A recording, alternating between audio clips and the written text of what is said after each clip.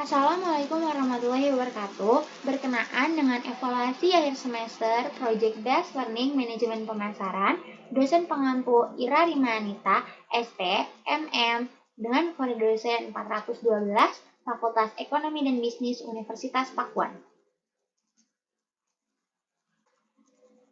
Kita akan membahas tentang analisa pemasaran material pembangunan rumah pada BUMDes atau UMKM berkapasir di Kabupaten Bogor.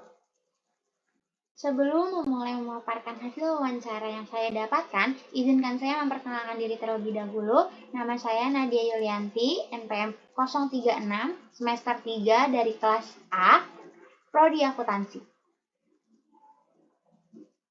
Biodata UMKM. Nama UMKM saya sendiri itu adalah Berkapasir dengan alamat Kampung Bedahan, Kecamatan Cibinong, Kabupaten Bogor, Kelurahan Pabuaran Mekar. Pemilik yaitu Bapak Nanang Kosin yang tidak lain merupakan ayah saya sendiri. Jenis usaha yang dijalankan yaitu adalah penjualan material bahan pembangunan rumah yang dilakukan sejak tahun 2016 sampai sekarang. Jenis usaha penjualan material bahan pembangunan rumah ini bukanlah salah satu jenis usaha seperti material-material besar yang menjual berbagai alat-alat yang lengkap seperti kayu, beton, paku, dan hal-hal sebagainya. Tapi jenis usaha yang saya ambil ini merupakan salah satu jenis usaha yang hanya menjual bahan-bahan pentingnya, bahan-bahan pokok, dan bahan-bahan inti saat pembangunan rumahnya.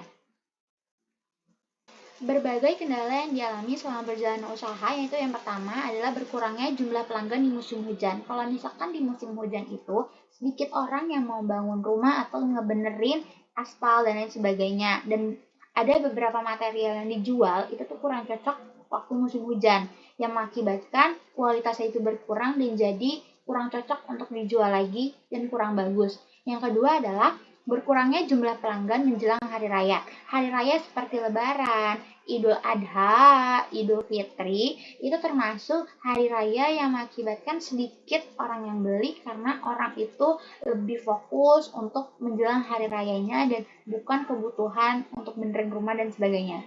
Dan yang ketiga itu adalah jauhnya lokasi belanja bahan.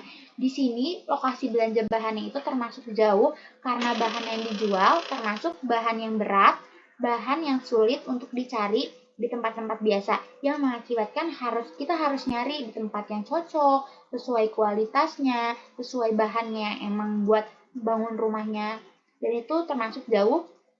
Yang keempat itu ada minim jumlah karyawan saat ini. Saat ini karyawan yang dimiliki hanya sekitar 3 karyawan yang mengakibatkan kurangnya efektivitas dalam berjalannya usaha.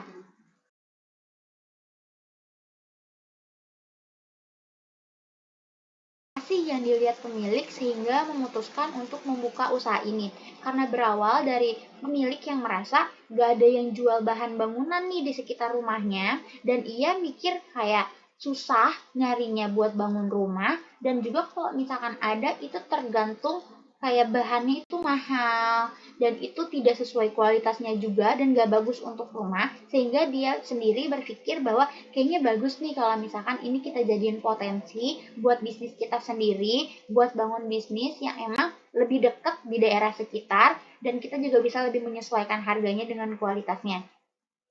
Hingga akhirnya pemilik berpikir untuk membuka usaha ini dan dijalankan hingga hari ini. Segmentasi usaha ini sendiri itu ada 2, yaitu yang pertama geografis masyarakat desa, yaitu perempuan atau laki-laki antara usia 25-50, perilakunya saat membangun rumah itu ingin yang kualitasnya bagus tapi harganya tetap terjangkau. Dan yang kedua itu ada jenis masyarakat kota, yang perempuan laki-laki usia 30-45 tahun, perilakunya saat membangun rumah ingin kualitasnya yang bagus dan harga itu tidak jadi masalah. Oleh karena itu, pemilik menargetkan yang pertama, yaitu geografis masyarakat desa, perempuan atau laki-laki antara usia 25 tahun sampai 50 tahun, perilakunya saat membangun rumah ingin membeli dengan kualitas yang bagus, namun dengan harga yang affordable. Pemilik menargetkan ini karena lebih sesuai dengan daerah sekitarnya yang mayoritas merupakan masyarakat desa, yang mayoritas juga merupakan kalangan menengah sampai usia tua, dan perilaku saat membangun rumah itu ingin membeli kualitas yang bagus, tapi harganya juga harus tetap terjangkau dan bisa kita raih. Jenis positioning yang dilakukan oleh pemilik untuk menanamkan di benak konsumennya itu, yang pertama, pelayanan yang cepat. Jenis pelayanan cepat yang di sini yaitu ketika kamu membutuhkan bahan bangunan emang saat itu juga, kamu bisa langsung telepon ke nomor yang telah tertera dan kamu bisa mendapatkan bahannya saat itu juga. Yang kedua, jenis pembayaran bisa dicicil. Di sini kamu bisa dicicil sesuai dengan kesepakatan dan sepakatannya. Terus yang ketiga adalah pelayanan yang ramah. Keempat, produk yang lengkap. Bauran pemasaran. Jenis produk yang ditawarkan yang pertama ada pasir putih, yang kedua ada pasir hitam, dan yang ketiga ada batu split. Dan biasanya kata ownernya sendiri itu biasanya ada bata dan bata merah. Tapi karena waktu itu lagi kosong, jadi pemilik memilih untuk 3 ini aja ya emang dijadikan best seller dan kebanyakan orang beli.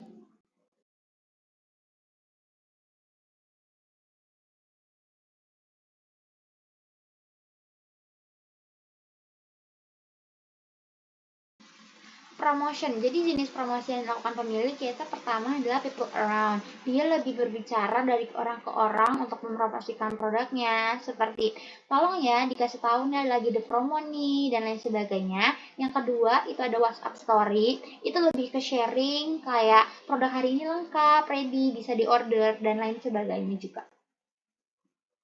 Untuk harganya sendiri, itu sekitar pasir putih 1.800.000 per truk, pasir hitam sekitar 2.400.000 per truk, dan yang ketiga itu batu spray sekitar 1.700.000 per truk. Dan jenis truk ini yang disediakan itu ada jenis 3, yaitu yang pertama, truk berat yang emang truk besar untuk pembelian berat yang banyak. Terus yang kedua itu adalah mini truk, yang itu bisa setengah dari truk besar. Terus yang ketiga itu adalah dorongan bangunan. Iya, jadi kayak emang butuhnya sedikit dan butuhnya cepat, itu bisa sedikit itu dan bisa sesuai.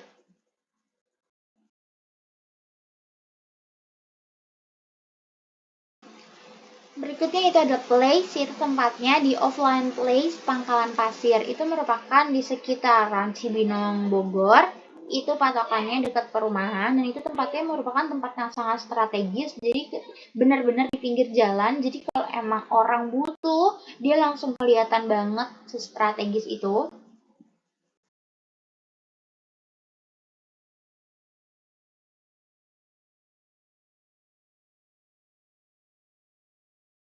Produk life cycle itu berawal dari pemilik yang awalnya itu hanya seorang supir yang emang ngangkut bahan bangunan, terus pada akhirnya dia merasa bahwa bisnis ini kayaknya berpotensi dan ia memutuskan untuk membuka bisnisnya sendiri. Dan awalnya karena baru buka jadi masih sepi, belum ada orang yang tahu dan hanya sepi. Dan oleh karena itu di titik growth-nya dengan berbagai titik promosi, jenis promosi yang dilakukan, ia meningkatkan awareness pelanggan mulai dari promosi, teman ke teman, hingga mulai dikenal masyarakat luas.